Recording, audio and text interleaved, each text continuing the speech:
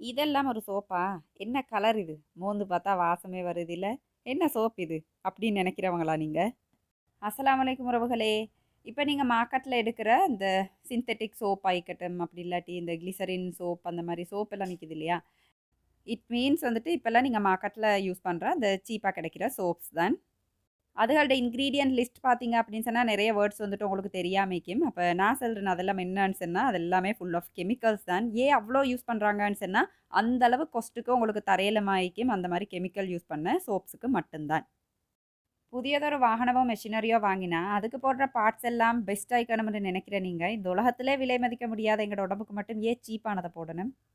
ஏன் எங்கட சோப் மட்டும் 1½ வயசு புள்ளையிலேருந்து யாருக்கு வேணும்னாலும் யூஸ் பண்ணலும்னு நாங்க சொல்றேன்னு சொன்னா, இது 100% நேச்சுரல். இது கோல்ட் பிரஸ் முறையில சுத்தமான தேங்காய் எண்ணெய் மட்டுமே பயன்படுத்தி, மஞ்சிஸ்தா அப்படின்னு சொல்லிட்டு ஒரு ஹெர்ப் வந்து இன்ஃப்யூஸ் பண்ணி செய்றோம். அந்த மஞ்சிஸ்தா நாளடைவுல நீங்க யூஸ் பண்ணிட்டு போகக்குள்ள, உங்களோட ஸ்கின்ன வந்துட்டு நல்லா பிரைட் பண்ணும். அப்ப யார் சரி கேட்கலும். கெமிக்கல் இல்லாம சோப் பாராண்டு. ஓ! நிச்சயமா நாங்க இதுல பைண்டிங் பண்றதுக்காக வேண்டி காஸ்டிக் சோடா யூஸ் பண்றோம். ஆனா 45 நாள் இந்த சோப்ப ரெஸ்ட் பண்றதன் மூலமா அத ஆவியாக்க விட்டுருவோம். ஃபசா புரொடக்ட்ஸ் பாரம்பரியத்தின் ஞாபகம்.